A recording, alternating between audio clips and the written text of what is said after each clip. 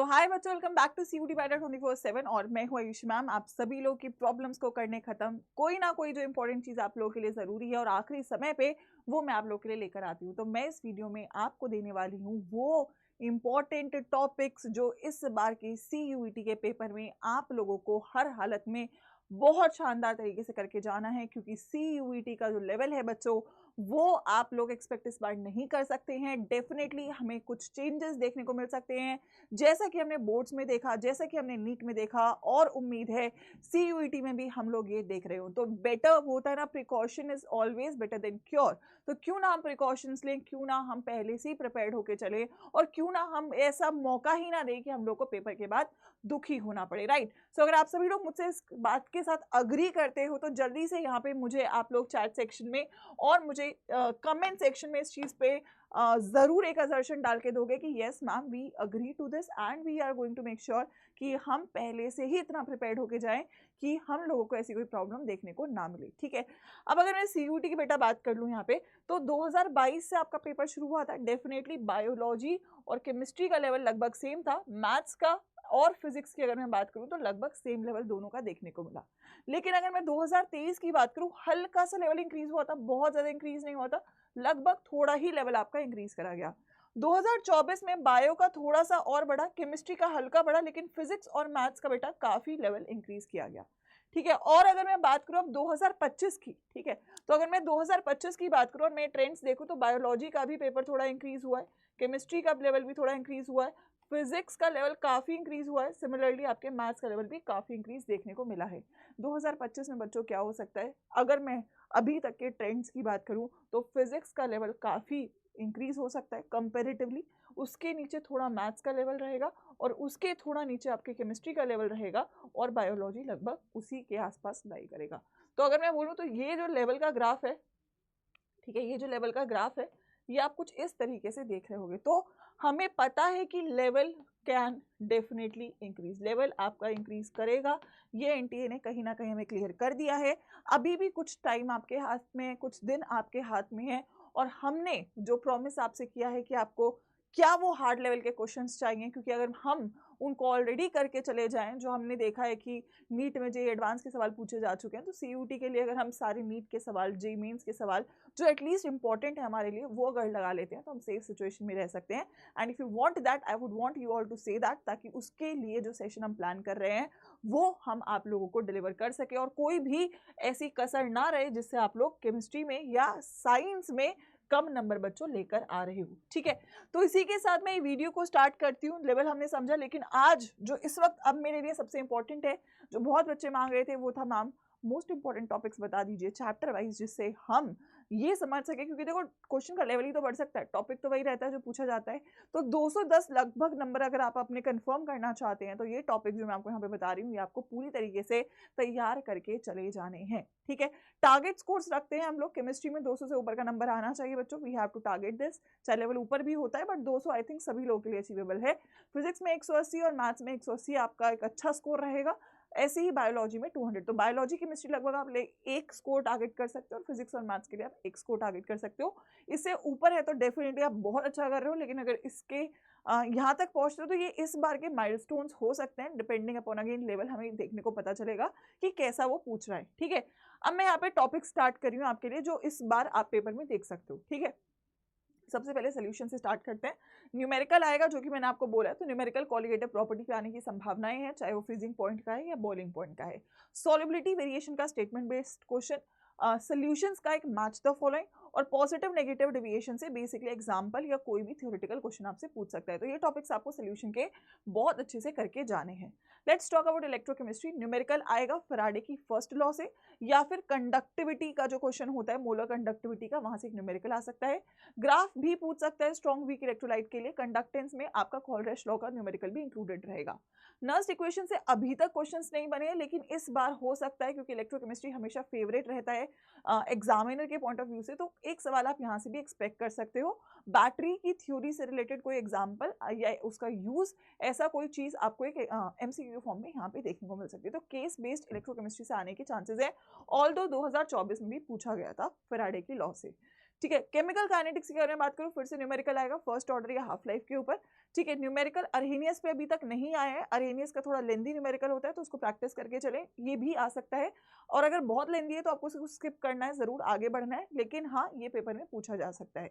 Graph से question आएगा, first order के 9 ग्राफ है, ठीक है। सेकंड 0 ऑर्डर के आपके लगभग 3 ग्राफ है, अरहेनियस इक्वेशन का ग्राफ है, तो ग्राफ से एक सवाल आने की पूरी चांसेस है। और एक थ्योरेटिकल क्वेश्चन कैटलिस्ट से आ सकता है। तो ये आपके टॉपिक्स रहेंगे केमिकल काइनेटिक्स से, जो आप पेपर में देख सकते हो। पेपर में होने के बाद जरूर बताना कि मैम क्या ये सेम हमारे पास आया है। अब मैं डी&एफ ब्लॉक पे जाती हूँ, तो यहाँ से आपको थ्योरेटिकल क्वेश्चन ही बनेंगे, कन्फिग्रेशन बेस्ड क्वेश्चन, कलर्ड कौन है, पैरामैग्नेटिक कौन है, मैक्सिमम मैग्नेटिक मूवमेंट किसका है, ऐसे जो क्वेश्चन है जो कन्फिग्रेशन के ऊपर बेस्ड होते हैं वो पूछेगा। उसके बाद फिजिकल प्रॉपर्टी से रीजनिंग बेस्ड क्वेश्चन पूछेगा, डेफिनेटली आ सकता है ट्रेंड के ऊपर।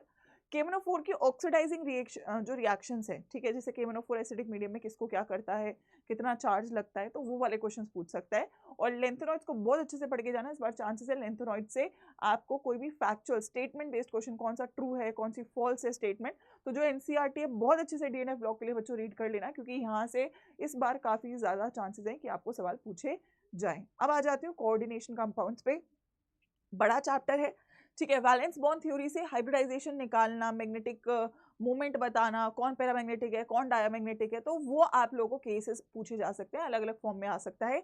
CFT की कन्फिग्रेशन लिखवाने को दे सकता है, क्या स्ट्रॉन्ग फील्ड की बता दो, वीक फील्ड की बता दो, ठीक है। आइसोमेरिज्म का पक्का सवाल आएगा, चाहे स्ट्रक्चरल से आए चाहे स्टीरियो से आए, ठीक है। स्टीरियो में आपको ऑप्टिकल आइसोमेरिज्म से क्वेश्चन आ सकता है आइडेंटिफाई करने पे, और IUPAC नेमिंग का एक छोटा सा MCQ यहाँ पे पूछ लेगा।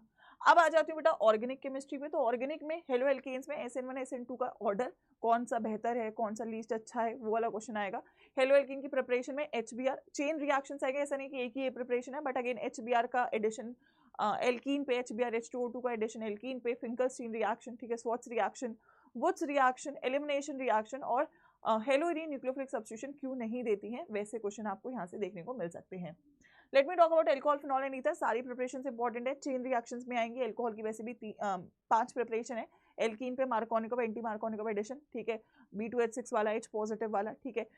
एसिडिटी का ऑर्डर से सवाल बन सकता है, ठीक है, डेफिनेटली आता ही है, ठीक है। नेम रिएक्शंस जितने भी है, specifically Williamson ether synthesis, Kolbe, रिमंटेमेंट, ठीक है, यहाँ से क्वेश्चन आएगा। और ईथर का HI के साथ रिएक्शन है, काफी फेमस क्वेश्चन है, वो भी आपको यहाँ से आप एक्सपेक्ट कर सकते हो। Let's talk about aldehyde, ketone and carboxylic acid, सारे नेम रिएक्शंस इंपॉर्टेंट है, सारी प्रिपरेशन इंपॉर्टेंट है, इस चैप्टर में कुछ भी ऐसा नहीं है जो अनइंपॉर्टेंट हो, हर चीज आपको सवाल दे सकती है, ठीक है। So very very important chapter, nucleophilic addition reaction, reactivity, product का नाम, प्रोडक्ट कैसे दिखता है, सब पूछा जा सकता है, टेस्ट पे सवाल बन सकता है आपका, चाहे वो टॉलन है, फेलिंग है, आयोडोफॉर्म है, तो टेस्ट भी आपको क्लियर होने यहाँ पे चाहिए, ठीक है। उसके बाद आएगा अमाइन, छोटा चैप्टर है बट काफी वेटेज दे सकता है आपको। नेम रिएक्शंस 6 प्रिपरेशन है इसकी, नाइट्रो को किससे रिड्यूस करना है, ठीक है, नाइट्राइल को किस में रिड्यूस करना है, ठीक है, उसके अलावा अमाइड को कैसे रिड्यूस करना है, वो 2 नेम रिएक्शन हॉफमैन गेब्रियल है, वो बहुत अच्छे से करके जाओ। बेसिक नेचर अमाइंस का क्वेश्चन आएगा, एक्वस मीडियम में आ सकता है, या एनालिन का क्वेश्चन आ सकता है। टेस्ट है कार्बिलमाइन, हिंसबर्ग, ठीक है, नाइट्रस एसिड, एजोडाइड, कोई भी टेस्ट पूछ सकता है। और डाइजोनियम सॉल्ट काफी इंपॉर्टेंट है, डाइजोनियम सॉल्ट के ऊपर जो रिएक्शंस का फ्लो चार्ट है वो आपको बहुत अच्छे से अगेन क्लियर यहाँ पे होना चाहिए। Let me talk about biomolecules, biomolecules में बहुत बड़ा चैप्टर है, लेकिन आपको फोकस रखना है ग्लूकोज पे, ग्लूकोज के रिएक्शंस के ऊपर, सुक्रोज, सुक्रोज की जो मैंने कैरेक्टरिस्टिक लिखवाई है, इनवर्ट शुगर है, क्या इसकी मोनोमर्स है ना, वो स्टार्च में अमाइलोज, अमाइलोपेक्टिन में डिफरेंस क्लियर रखना, protein primary secondary tertiary quaternary structure क्या है, डीनेचुरेशन क्या है, विटामिन से कौन सी डिजीज होती है वहां से क्वेश्चन आएगा, हार्मोन्स अलग अलग हैं तो कौन से हार्मोन का क्या काम है और कौन सा ग्लैंड उसको रिलीज करता है, और DNA RNA में बेसिक डिफरेंस, न्यूक्लियोटाइड न्यूक्लियोसाइड में बेसिक डिफरेंस, उतना भी करके जाओगे तो यहाँ से भी आप क्वेश्चंस को कर पाओगे, ठीक है। So I have given you the complete list, इनको बहुत अच्छे से कर लेना। अब करना कहाँ से, ठीक है, 2 तरीके हैं। पहला तो है, देखो सभी लोगों के पास निचोड़ सीरीज है, ठीक है, आई थिंक एवरीबडी नोज, मेरी जो निचोड़ सीरीज है उसके पिन कमेंट्स में आपको उसका PDF भी मिला हुआ है, ठीक है, आई होप सभी लोगों ने देखा हुआ है।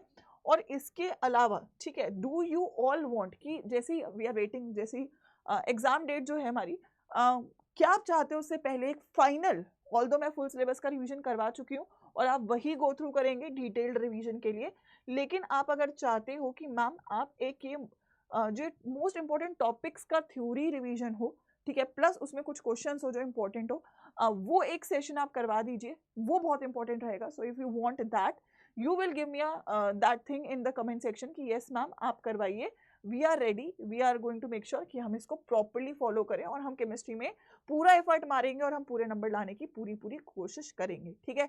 बस कोशिश इंपॉर्टेंट है, बाकी तो सब बच्चों में संभाल ही लूंगी। ठीक है, तो अगर मैं यहाँ पे बोलूँ तो यहाँ पे आप प्लेलिस्ट में चले जाइएगा। ठीक है, यहाँ पे हमारी जो साइंस की प्लेलिस्ट होगी, ठीक है, अगर मैं बोलूँ दिस इज साइंस की प्लेलिस्ट, ठीक है, और यहाँ पे जैसे फिजिक्स का सेशन है, ऐसे केमिस्ट्री का सेशन है, तो ये सेशन आपको बहुत अच्छे से क्लियर होना चाहिए, इसके बाहर आपको कुछ थ्योरी नहीं पढ़ना है, ठीक है। और इसके पिन कमेंट्स में आपको यहाँ पे पीडीएफ का लिंक भी, ऑल्दो ये ब्लैक एंड व्हाइट है क्योंकि ये बहुत ही बड़ी पीडीएफ थी, कंप्रेस नहीं हुई थी, तो ये पीडीएफ आप कर सकते हो। बाकी मेरे इंस्टाग्राम से भी आप लोग कलर्ड पीडीएफ भी ले सकते हो, वहाँ पे भी मैंने शेयर करा हुआ है, ठीक है, और टेलीग्राम पे भी है आपको कलर्ड पीडीएफ, ठीक है। तो जैसे भी करना है आप ले लीजिए, but let me know that also अगर आप हाई लेवल क्वेश्चंस का भी सेशन चाहते हो तो दोनों के लिए let me know, I will be making sure कि आपके लास्ट मोमेंट के कंटेंट को बेहतरीन किया जाए। और ये टॉपिक लिस्ट को अपनी टेबल पे लगा लो और इसको 10 बार कम से कम रिवाइज कर लो, क्योंकि यहीं से आपका पेपर बन रहा होगा। All the best.